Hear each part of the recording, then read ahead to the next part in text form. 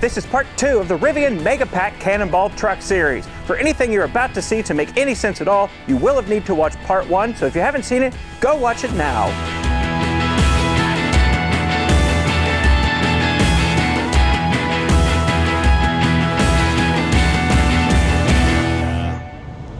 It's about as close as it gets.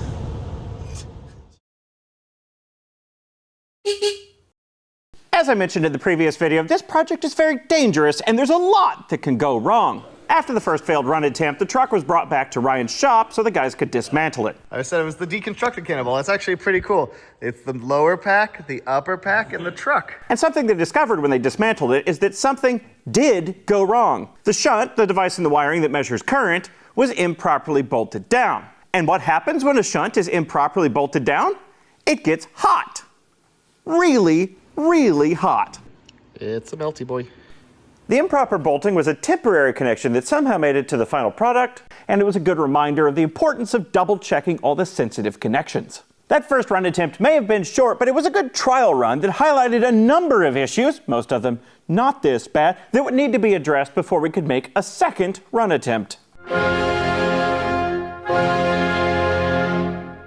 That first charging stop showed that our ice bath cooling worked great. But our cooling wasn't even. The cooling lines running to the modules in the back of the pack were longer than the lines running to the modules in the front, which meant our coolant flow was unbalanced and the modules in the back of the pack heated up significantly faster than the ones in the front. To fix this, we ran a chunky trunk line for the coolant to even out the flow. This had the added bonus of increasing the flow rate. Unfortunately, these much thicker coolant pipes would no longer fit within the confines of the pack frame, which meant it needed a slight modification. The coolant lines were then run through these holes to be connected to the coolant pipe on the outside edge of the pack. It looks like you're fishing. What? And with all of that fitted together and stuffed in there, we could leak test it.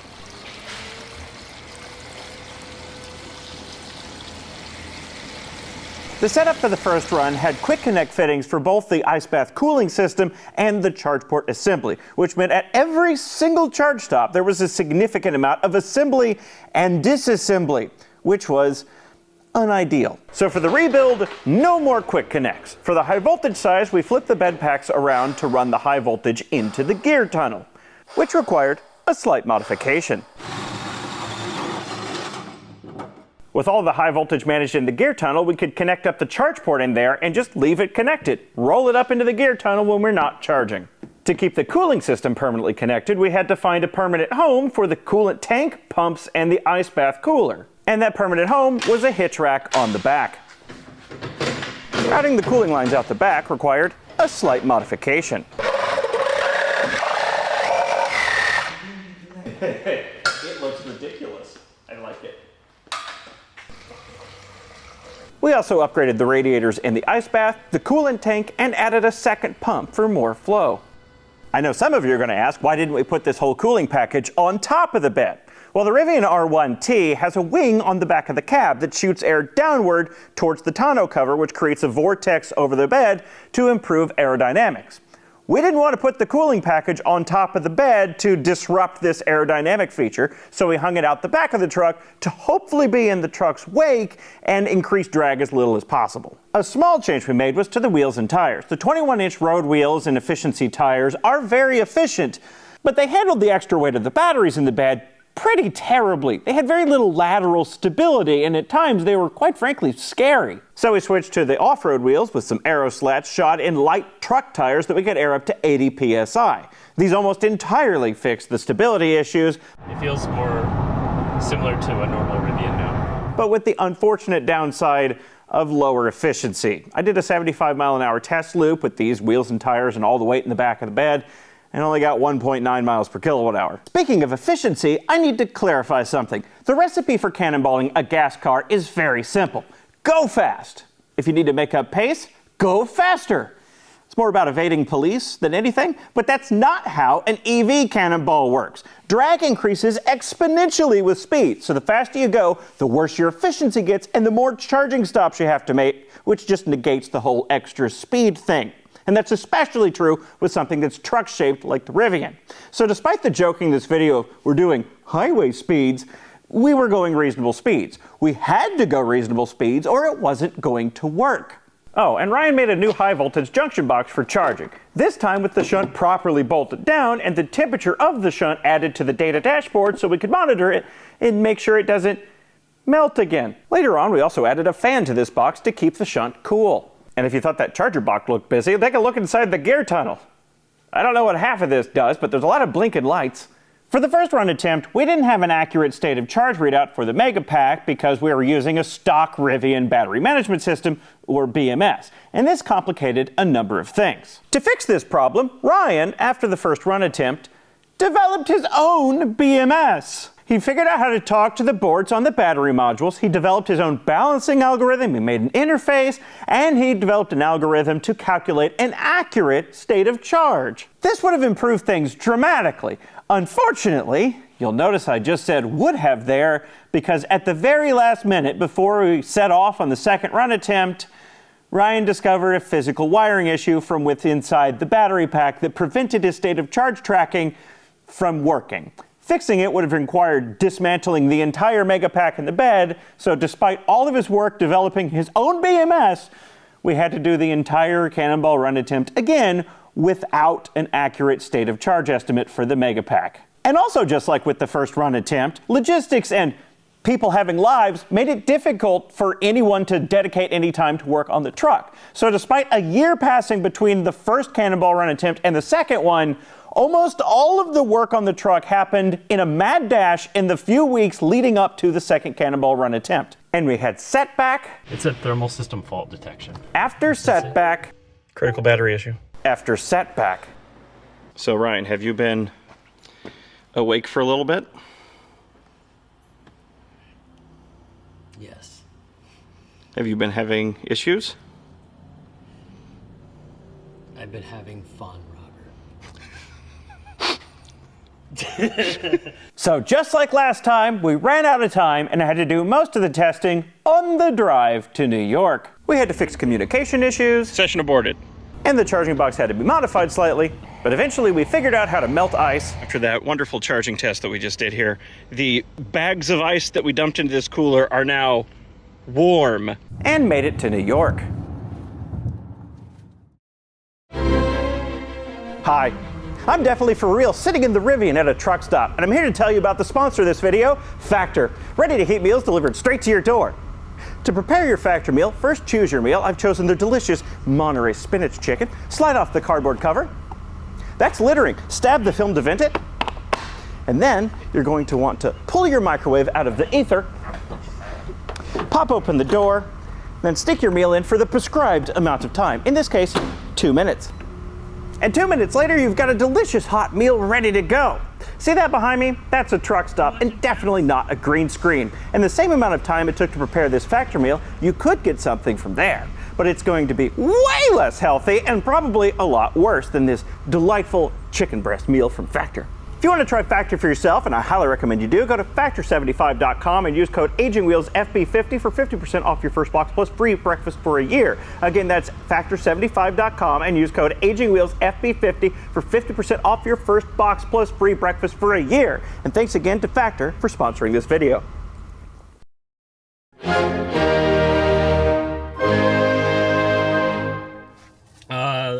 Do we need 2 fire extinguishers? Probably. If we do, it's a bad day. Oh, hi. Oh, good. He's filming. That was perfect timing. The team piloting the Rivian for the second run attempt was Ryan, Dan, and myself. Andrew unfortunately had a scheduling conflict and couldn't make it for the second run attempt. And we decided the support vehicle wasn't really necessary and did without it entirely this time. So for the second run attempt, it was just the 3 of us. The morning of, we topped up at an EA near New York, not looking suspicious at all. Is this one of them cyber trucks? Yeah, this is the extended range option. We headed to the Red Bull garage. I'm the dog now. And set off on our way. We're leaving the Red Bull garage. All right, Ryan is taking us out of New York because he knows the place, and he is in the zone. Ryan skillfully knifed us through New York traffic, despite protests from the Rivian. And we quickly found ourselves in the Lincoln Tunnel on the way out of New York. despite not getting through traffic, our efficiency is great. We're getting 4 miles per kilowatt hour. Oh, look. It's 5.54 now. 5.54? They've changed the algorithm. All right. And then we got stuck in traffic for 2 hours. And what did we decide to do? Get dinner. We didn't want to have to make up a bunch of time lost to traffic, so we started over the next day. The next morning, we charged up near New York. Dan became king. I start the trip off right. And we headed to the Red Bull garage. It's the place. Again. And there's the truck. The stats were ready, the truck was ready, we were ready, and soon we set off. Our first planned stop is 548 miles away at the Iona in Columbus, Ohio. It says we can't make it, but the truck doesn't know what we know. You feeling good? Yeah. You feeling good? Don't talk to me. All right. Bye. Ryan again skillfully knifed his way through New York traffic, which there was less of today, and we made it out of New York. And we're in New Jersey, I think. Yep, I smell it. Dan, how many hours in are we? 3 hours, 20 minutes. 3 hours, 20 minutes? Yep. We're already hitting the Pennsylvania Tunnel. Because we unfortunately still didn't have an accurate state of charge estimate for the Megapack, our strategy to figure out the range was this. Let the truck pack drain down to 80%, then use the energy in the Megapack to feed exactly enough power into the truck at any given moment to keep the truck's battery at 80%.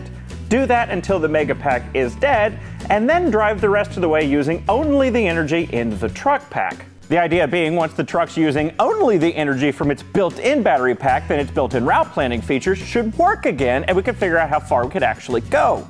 Because, as a reminder, when external power is being fed into the truck, it just thinks it's being super efficient. We have gone 303 miles at a nonsense 4 miles per kilowatt hour.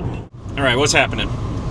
So we are currently dumping all of the Megapack power back into the truck, and the Megapack is down to 9.25%, but that's a bit of an iffy estimate.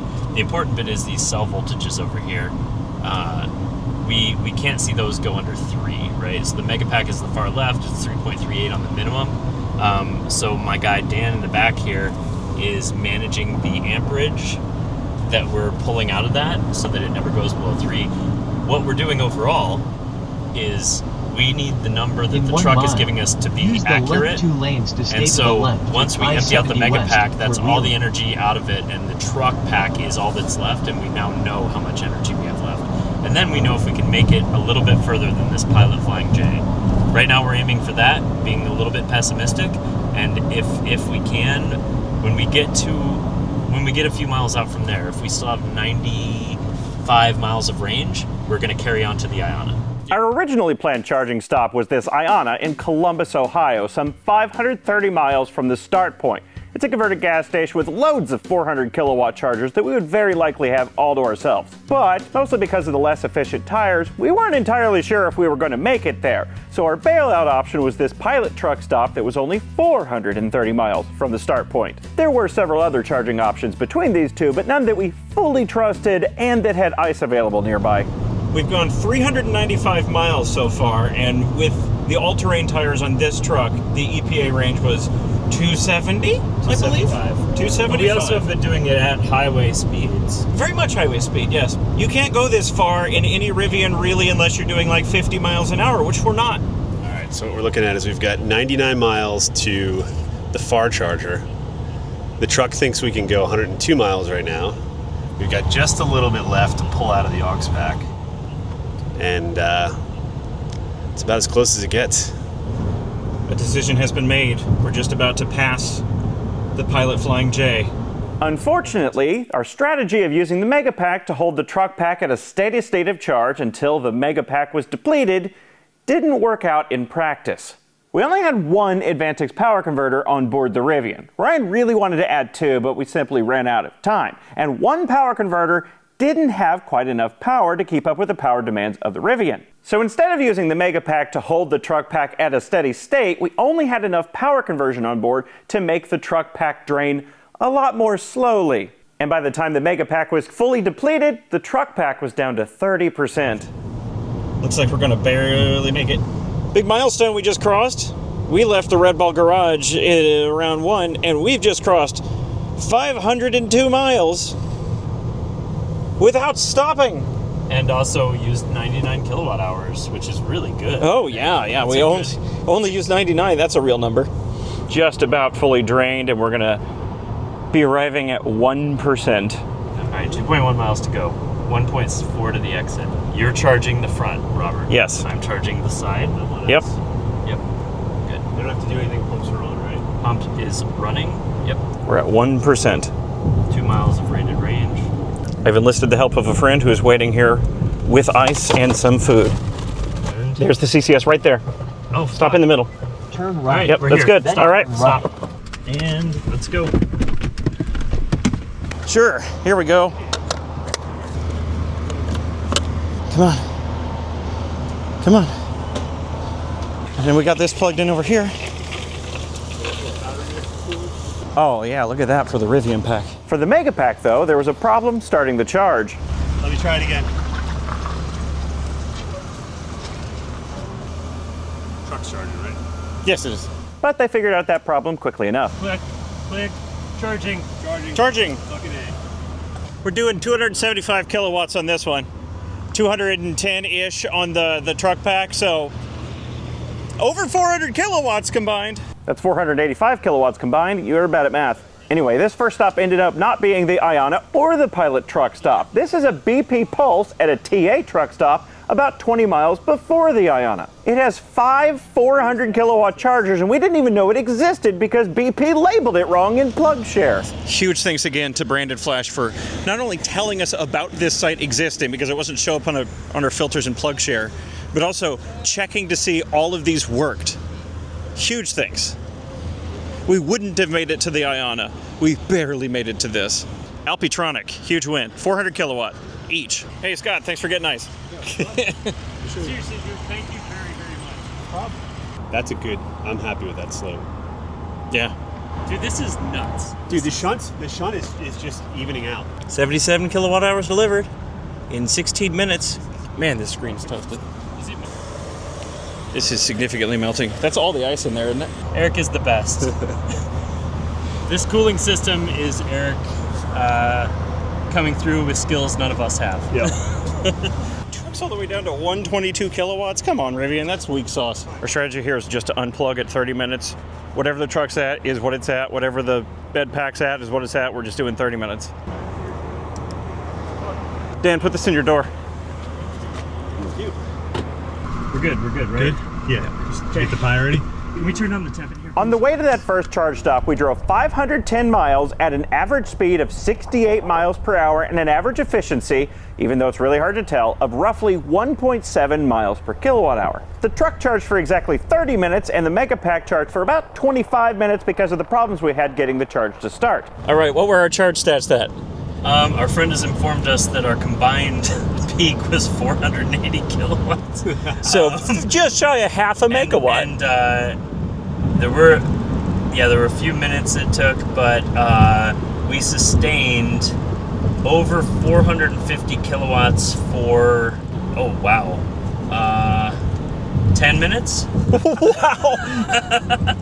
The truck went from 0 to 53% during that charge stop, which is pathetic. 81 kilowatt hours were delivered to it. The Mega Pack went from 0 to, who knows, about 100 kilowatt hours were delivered to that, which means, assuming 10% charging losses, about 160 kilowatt hours were added to the truck during that charge stop. If we assume we're going to continue to get roughly 1.7 miles per kilowatt hour, that means we added roughly 280 miles of range during that 30-minute charge stop. But again, the efficiency number is little more than a guess because the truck is very confused.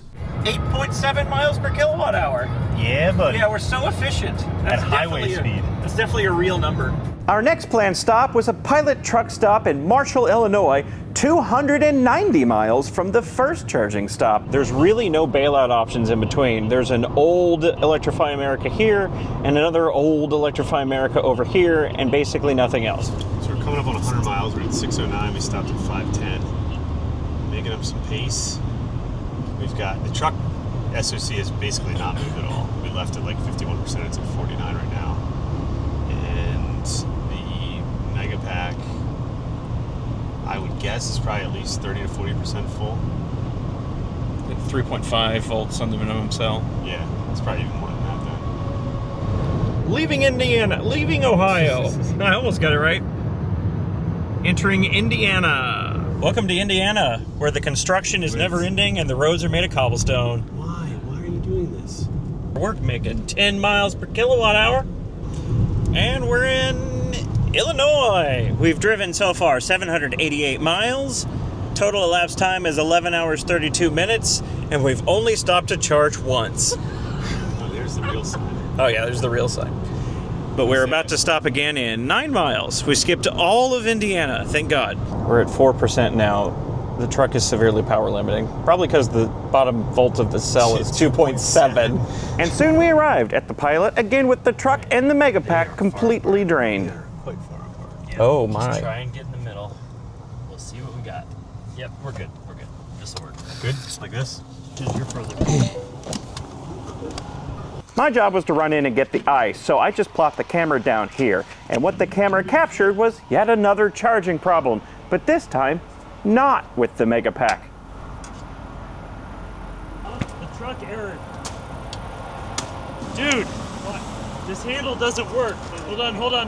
No. They had to move the truck forward a little to reach the other charge handle on that same dispenser, but the second charge handle didn't work either. Click. 500 amps. Too bad the truck isn't charging. We got the ice going. What do we do? We have to charge the truck. Yeah, we do have to charge it, don't we? Yeah, there's no option. Do you want to back it up and just plug in the other handle? Yeah, hey, that's all we can do. Okay. All the way back. You gotta hit the front. Keep going, keep going. You got room, you got room, you got room. You got room. Tons of room, tons of room, tons of room. Keep going, keep going, keep going, keep going, keep going, keep going. Wait, you're good. Stop, stop. Stop. It says authorized, Yep. right? Go. It says green, right? Yep. Checking cable safety, 2 of 3. Go for it. That charger would not activate, so we can't charge the truck. And we're charging both the truck and the Megapack off of this charger, but that's not full power at all. So we're charging up just enough to get to, I think an EA is what we're going for next. And then we'll see what happens from there. We were mad at this charger that wouldn't work for us. But based on events that occurred later, it may not have been the charger's fault. We're now leaving the Pilot Flying J. The next stop doesn't have anywhere to get ice, so I ran in real quick and threw cash on the counter and we grabbed 6 bags of ice. With just enough juice to make it there, we headed just 52 miles down the road to an Electrify America at Effingham, Illinois. Please don't fail us, EA. You have such a stellar track record. And then I'll plug in the third one right now and I'll do the Hey. All right, let's go, boys. I got the front one.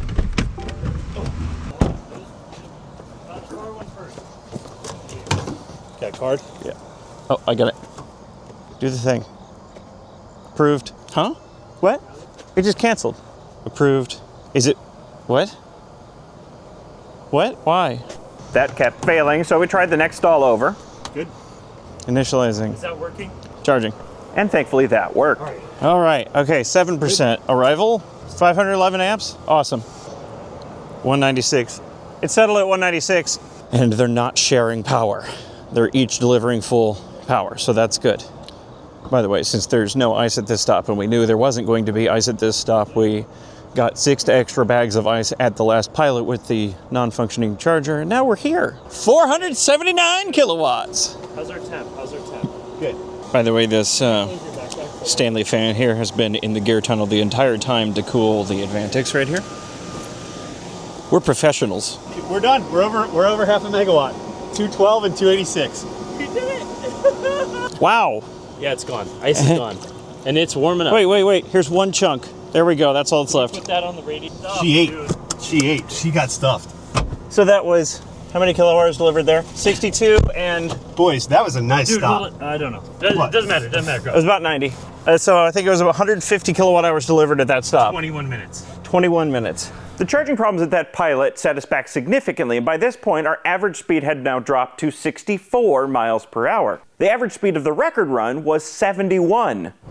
Hopefully we can make it, I don't think this will be possible, but hopefully we can make it all the way to Kansas City because there's an Iona there, and that will be full jam. The Iona we were targeting was just before Kansas City, 322 miles from our last charging stop.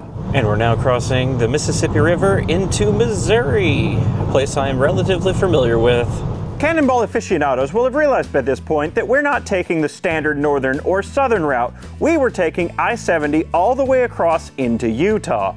This route is roughly 20 miles farther, but we chose it for a very simple reason. The charging options are better. There's a ton of Ionas along this route, each with multiple 400 kilowatt chargers to choose from, like the Iona we were targeting in Blue Springs, Missouri, that we couldn't quite make it to, so instead we stopped 28 miles sooner at a Pilot in Higginsville, 294 miles from the last stop. 1,000 miles. Heck yeah. And 10 miles per kilowatt hour. Look at that. We're so good. Little side note, out of all of the chargers that we have navigated to with the Rivian nav, one of them has been in the nav. One single charger. It was the Electrify American Effingham. Everything else we've had to type in the address because it doesn't show up in Rivian's list of chargers, including the one we're going to now. Ready? Good? Dan's got that. I'm gonna go get ice.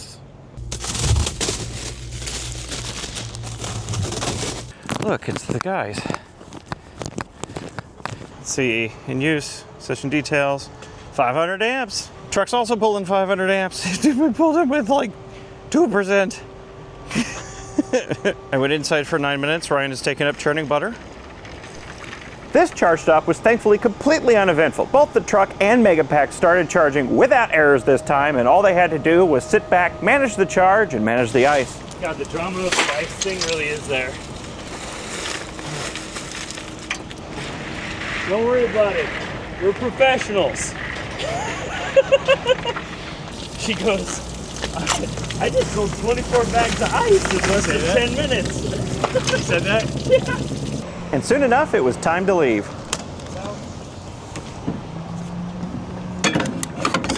All right, which way? Left? Yeah, left. Left? Left and then right. Guide out of here? 177 kilowatt hours were delivered at that charge stop. I'd love to tell you how much range that is, but our efficiency at this point was a complete mystery, so I have no idea.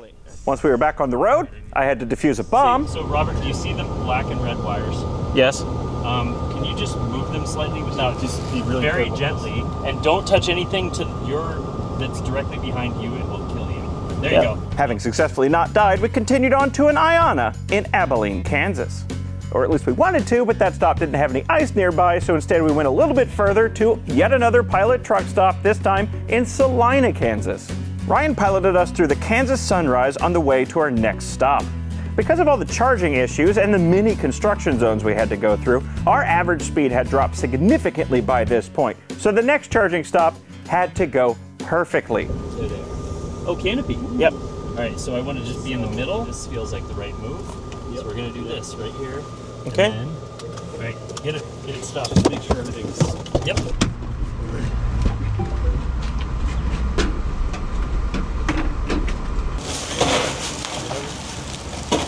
It was all looking good, until Is it not working? You can go around the back. Huh? Go around the back side. Need help? He's gonna be pissed about this. It's not gonna like. We need more ice. this attempt also failed, and again, it was the truck that was having the charging problems, not the Megapack. He thinks it might be the truck causing the issue. So he's going to switch the, oh, that was fun. Switch the truck to this charger that was working on the Megapack and see if the Megapack works with this charger.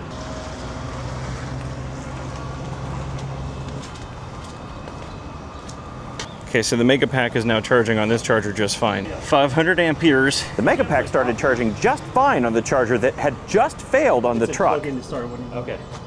The charging problem was now clearly the Rivian. Do it now. I can now. Do a CGM reset?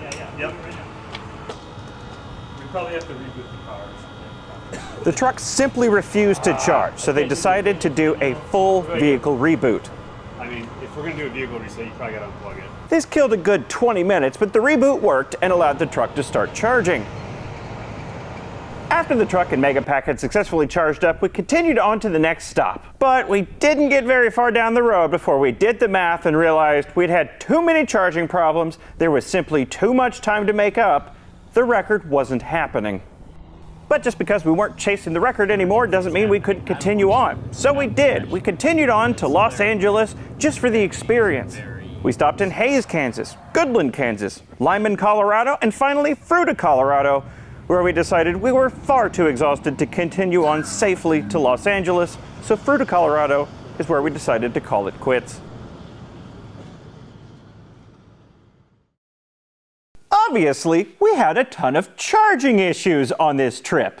Now, I don't want you to think that charging issues like this are a normal occurrence. Half of our charging issues were definitely the fault of either the truck or the Megapack. And the other half, well, Ryan's truck, as evidenced by the custom boot animation, has been heavily messed with. So it's possible the charging issues we had that definitely seem like they were the fault of the charger could have also been the fault of the truck. One of the chargers that failed us on the run, I tried myself a week later, and it worked just fine.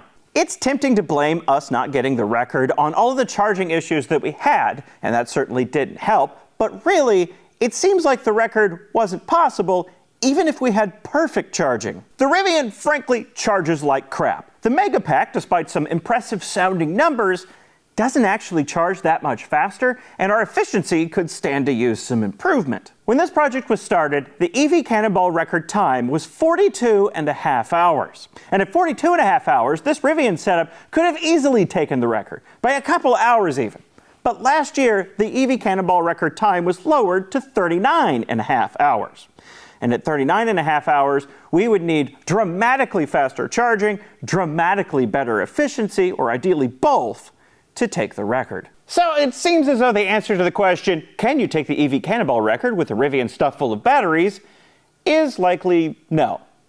But it was sure worth a shot. Despite not taking the record, Ryan got everything he wanted out of this project. Of course, the end goal of the project was the record, but that's not why he started this. He started this to learn a bunch of new stuff and to work on a really cool project with a group of friends.